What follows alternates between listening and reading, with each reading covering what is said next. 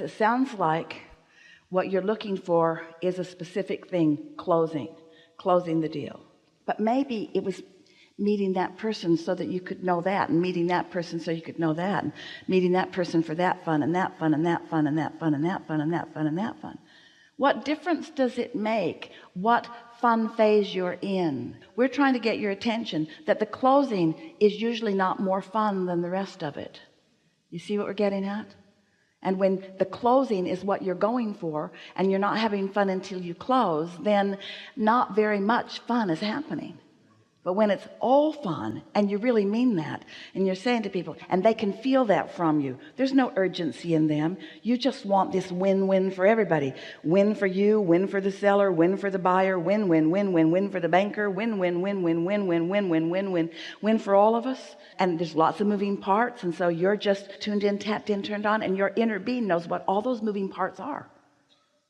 Your inner being knows what the moving parts are with the buyer, with the seller, with the banker, with you. In other words, your inner being knows what all the moving parts are and will guide you to the fun along the way. And it might lead to a closing, and it might just cue you up for another one and another one and another one. Yeah, we interrupted you. Sorry, that phone's going off. I was like, is that my phone? Oh my God. It's a buyer. It's a buyer.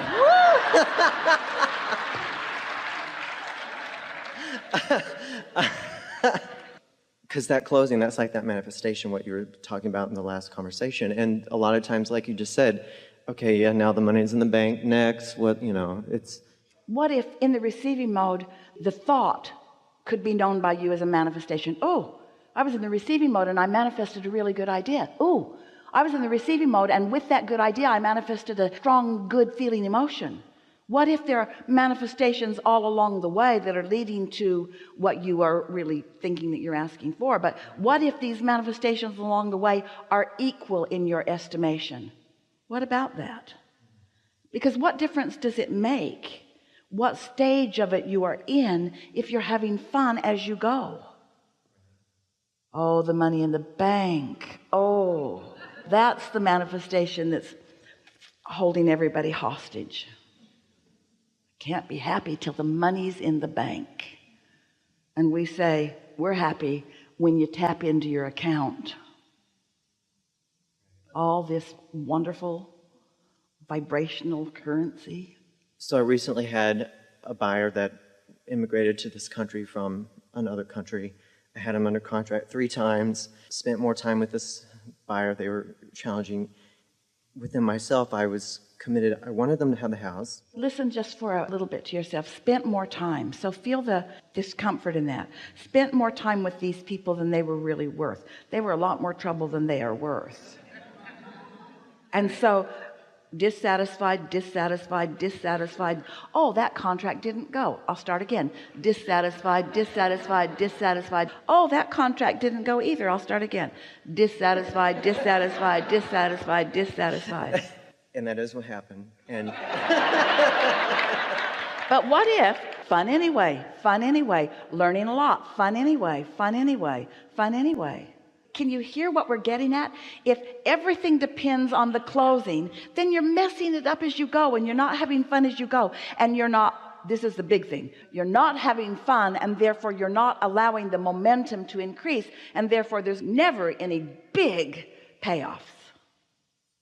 It's a big payoff. Everybody wants the big payoff.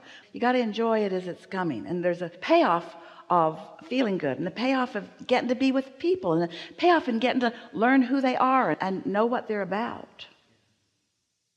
Here's something that we really want you to hear, and we're offering this specifically to you. It will benefit everyone, but this is a piece for you. Someone was describing to Esther the other day about an uncomfortable relationship experience. And Esther was listening to the conversation and understood why this person's point of view was what it was. But she could hear all of this dissatisfaction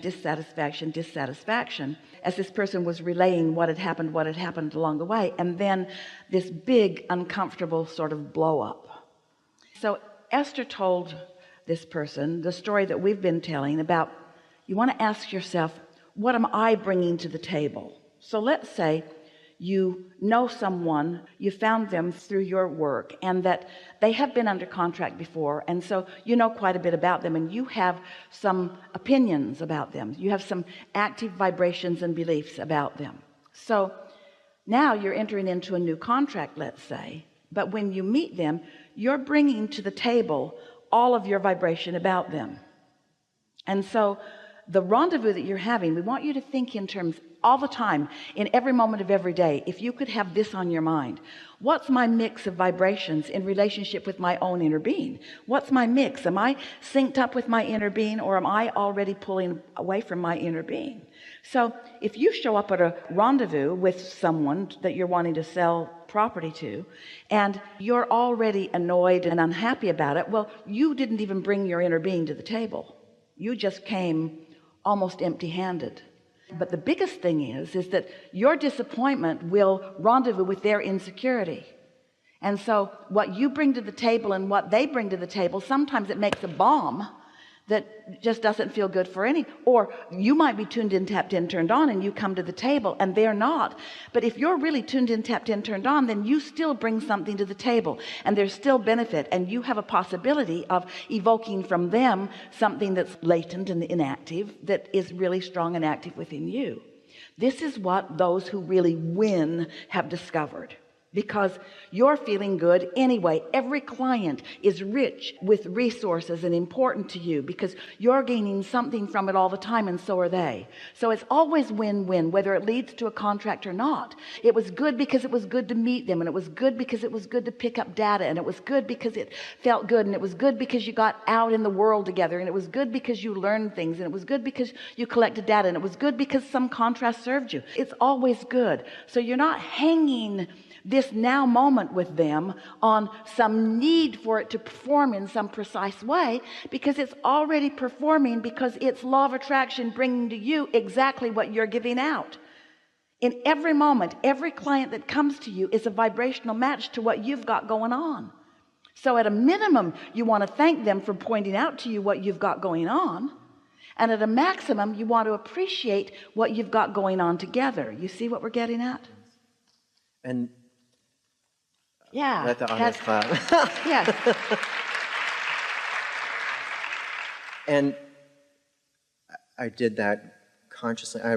I have enough awareness of my own emotional guidance to be like, okay, this unhappy journey is not going to end in a happy ending. But here's the thing. This unhappy journey that I'm control over, I don't have to control the outcome for me to be happy and happy. And I don't have to make this person different than he is in order for me to have a happy journey. This is the piece that we really want you to take away from this. You can control your happy journey regardless of who you're co-creating with in this moment. By controlling my focus. By controlling the way you feel about it. By deciding what you're going to bring to the room when you meet. But you see, you can't just get up in the morning and make a list of what you want to bring if you haven't been practicing it. That's why the longer that you have these experiences, and the more you know that it all balances out, and the more that you have fun, so that you give that feeling to the people that you're interacting with. Sometimes you hit it right off, and the better you get at this, the more you will attract the clients that are ready to go.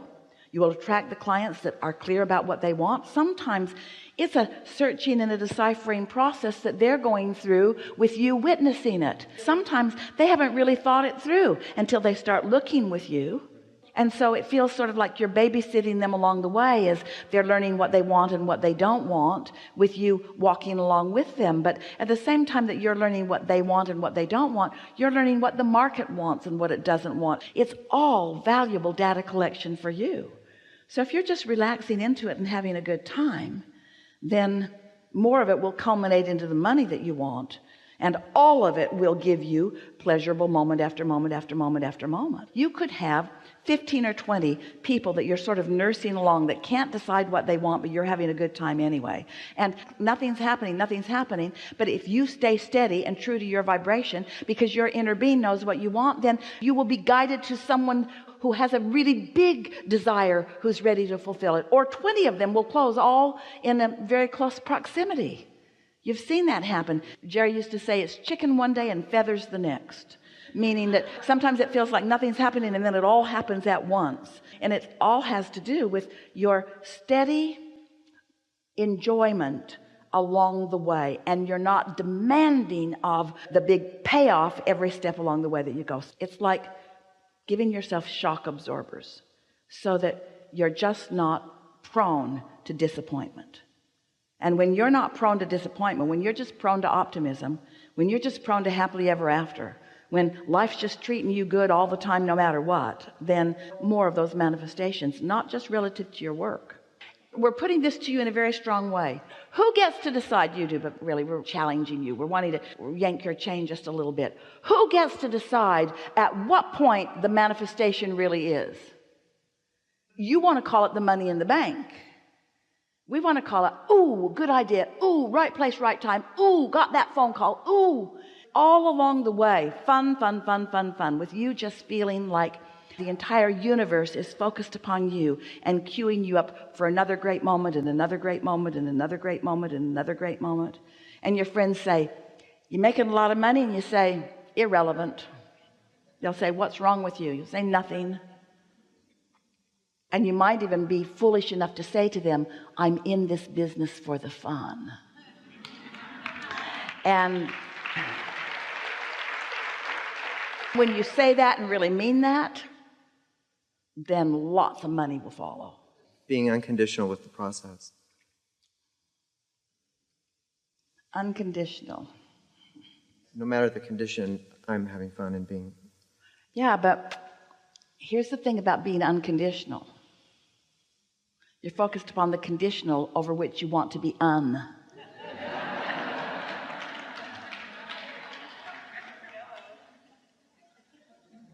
I'm not thinking about that. I'm not thinking about that. I'm not thinking about that. I'm not thinking about that. I'm not thinking about that. I'm un.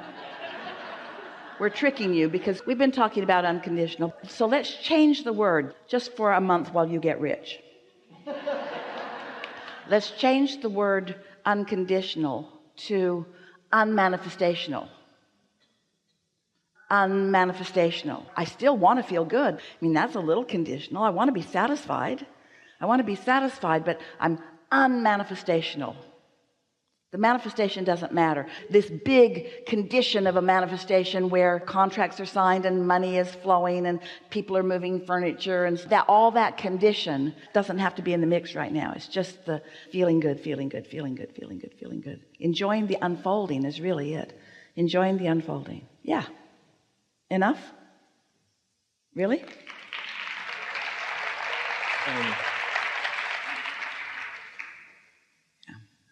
I studied metaphysics formally for like 13 years and got a degree in it. And what I discovered, it didn't matter so I was taught how to spin chakras and astral project and use Tatwa symbols and all this kind of stuff, or astral projection.